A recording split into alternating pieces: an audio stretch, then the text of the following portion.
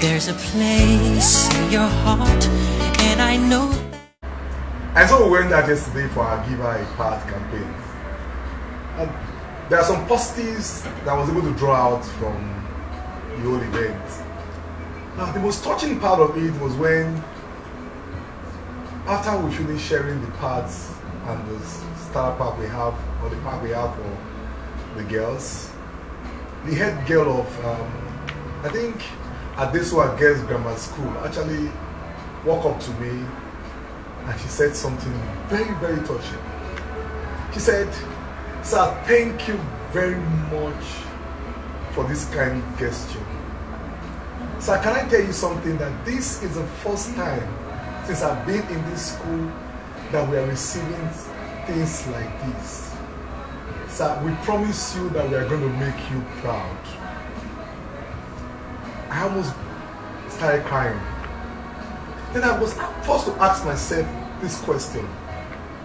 The first time you are receiving gifts like this? The first time somebody's remembering you girls? Then I just asked myself one question. I said, come, then where are all the looted funds? All the billions of naira, millions of dollars that our politicians are looting, where are these funds? I got home, I asked a friend of mine, I said, come, this is what we did today at the office, and this was the response I got from one of the people or the students.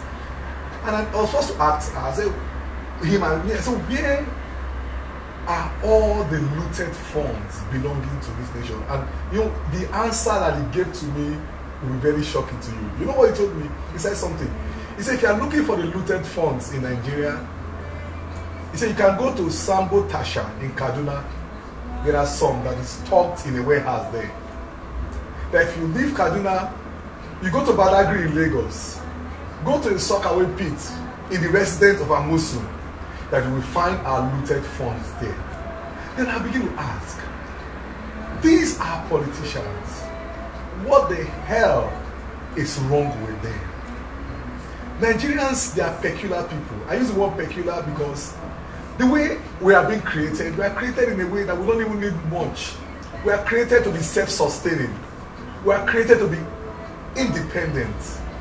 We are created in a way that just give us the basic, give us the necessity, give us what every normal human being should have as a right, not a privilege, and we can be able to fend for ourselves. I see the smiles on the faces of those children when we're presenting just a part to them. They were so excited. Some were singing, some were shouting. You need to see the joy on their faces. Then I begin to ask, what does it really take to please Nigerians? Nothing. It takes nothing to make Nigerians happy. Just nothing. Give them power, they are happy with you. I remember a few months back when Godwin Obaseki came into power.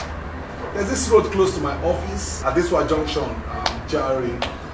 The place used to be very bad. He came in and he fixed the road. I believe that night that road was fixed, Godwin Obaseki does not need an angel to guard him, because the prayers that he received is enough to deploy a garrison of angels to his residence. You need to see how everybody was praying for him. God will bless this governor. That is what Nigerians are good known for. You do anything good to them, they appreciate it very well. I believe so well in this nation. I believe our politicians begin to realize that all they need to do is not to put money in our pockets. All they need to do is not for them to come up with a social security net and begin to earn money to us every month. It's just for them to provide power, provide good roads.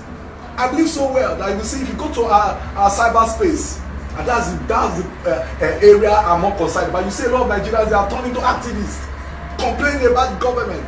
I believe so well that half of those social media activists we have, if government is able to take care of electricity, half of them will stop complaining. Nigerians don't need much from our government. They just need basic amenities. And use this medium to beg our politicians that please, it is time for you to be concerned about the needs of the masses. This is our country. If you join hands together with the masses, together we can make Nigeria the dreamland that we all aspire to live in.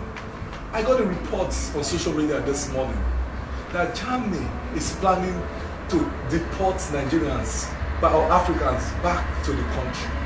Then I begin to ask, in the first place, why will a man leave his country and pass through the Mediterranean Sea that he wants to go to Europe? And you get to Europe, no job for you to do. You see them loathing in refugee camp. You see them seeking asylum just because they want to run away from the harsh condition. I was speaking to somebody, I was telling me how terrible it is to live in Libya. That Libya is like hell on the earth. And at the end of the day, when the Nigerian government said they are coming to Libya to deport, to bring back Nigerians that are suffering in Libya, the same Nigerians, they will tell you that they are not coming to Nigeria. That because if they are in Libya, they are one step closer to Europe. Who would want to bear all the suffering in Libya just because they don't want to return back to Nigeria? That's to tell you how bad our country is. Please, please, I'm appealing. I'm tired of complaining. We are all tired of complaining because we have discovered that this complaining doesn't get to them. The more we complain, the more they do what they have in their mind. During elections, they bring their manifesto. But their manifesto that they bring to us is quite different from the agenda that they have in their hearts. They tell us they are going to provide roads for us. They tell us they are going to have good electricity. They come and they tell us about the change that they are going to bring. We are caught in that deceit and we go out massively to vote for them. Then when they get into power, they put their manifesto aside and they bring forth their agenda. What is that agenda? To loot money for themselves, to loot money for their kids. They allow our educational institution to just become buildings where good lecturers are not there to teach our students. They allow our hospitals to just be there. No good medical facilities. At the slightest of ailments, you see them taking a chartered flight down to Europe to get medications. And they allow us, the citizens, to patronize those hospitals. You see a pregnant woman sitting down from morning till like 3 p.m. sweating with pregnancy. And you expect that same woman will give birth to that child in that condition and that child will grow up to become a good citizen? No way, because the condition in this country is so harsh. Please, I'm appealing to our leaders. Please, please, and please.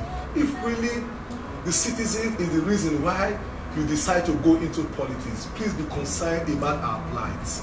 And concerning those kids I saw right there when I went out yesterday, please, something needs to be done.